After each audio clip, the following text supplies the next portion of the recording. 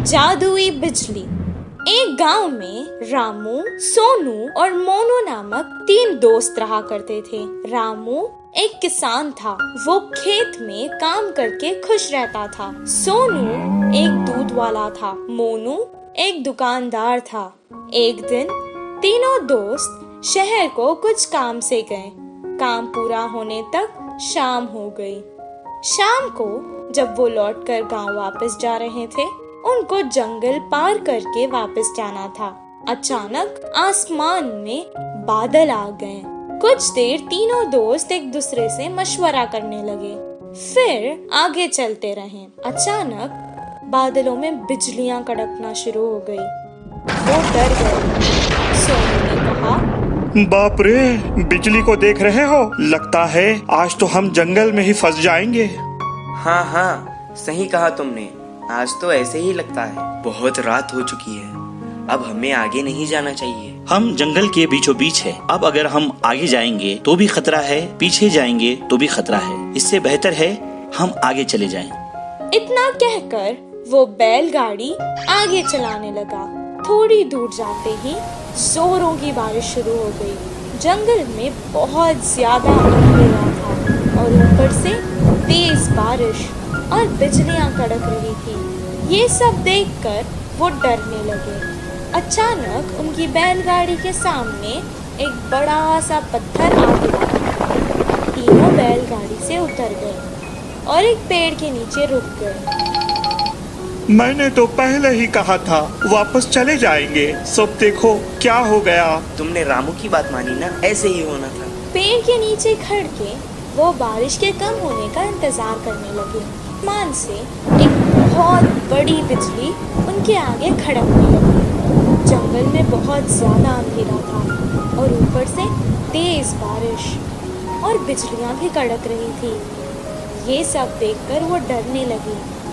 उन्हें समझ आ गया था कि ये सब कुछ किसी दुर्घटना की ओर इशारा है।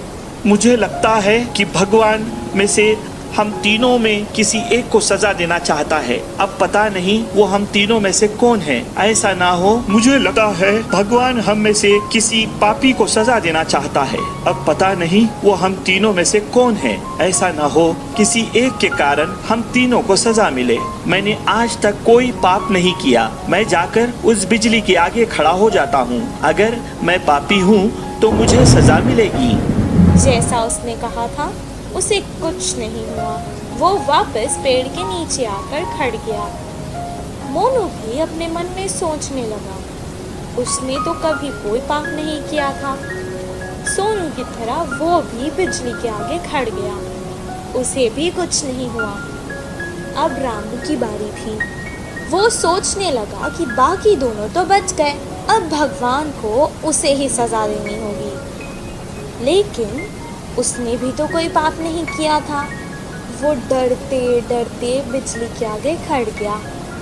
तभी अचानक बिजली वहां से पेड़ की तरफ चली गई और पेड़ के ऊपर गिर गई। पेड़ जल गया और उसके नीचे खड़े सोनू और मोनू मर गए।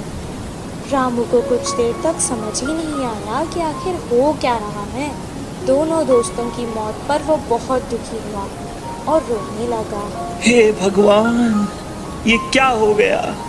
अगर अब मैं इन दोनों के बिना गांव जाऊंगा तो गांव के लोग मुझे ही इनका मौत का जिम्मेदार समझेंगे और मेरी बहुत बेइज्जती होगी। इससे बेहतर है मैं यहीं अपने दोस्तों के साथ मर जाता हूँ। रामू बहुत देर तक रोने लगा और रोते रोते वो भी मर गया।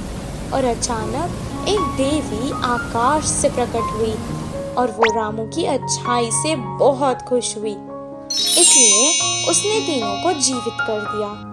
रामू, तुम बहुत अच्छे हो इंसान।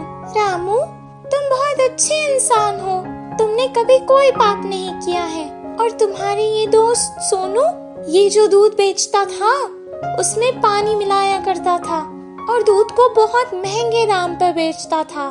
तुम्हारा ये दोस्त मोनू, ये जो व्यापार करता था, ये दुकान के सामान में मिलावट करता था और बहुत महंगे दाम पर बेचता था।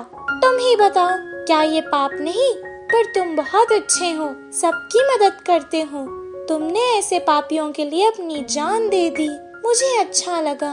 अब मैंने खुश होकर तुम तीनों को जीवित कर दिया है। सोनू, मोनू, तुम्हारी जिंदगी का कारण आज रामू है। अपने पाप छोड़ दो और अच्छे इंसान बन जाओ। सोनू मोनू ने अपनी गलती का पश्चाताप किया और अपने आप से वादा कर लिया कि अब वो कोई पाप नहीं करेंगे, और रामू जैसा अच्छा दोस्त पाकर वो बहुत खुश हुए। तीनों बैलगाड़ी में बैठकर वापस गांव आ गए। अगले ही दिन से वो अपने अपने काम पर लग गए। सोनू अब दूध में पानी बहुत कम मिलाता था और मोनू सही दाम पर सही तोलकर बिना मिलावट वाला सामान बेचता था। इस कहानी से हमें ये शिक्षा मिलती है कि अगर हम अच्छा करेंगे तो हमारे साथ अच्छा ही होगा।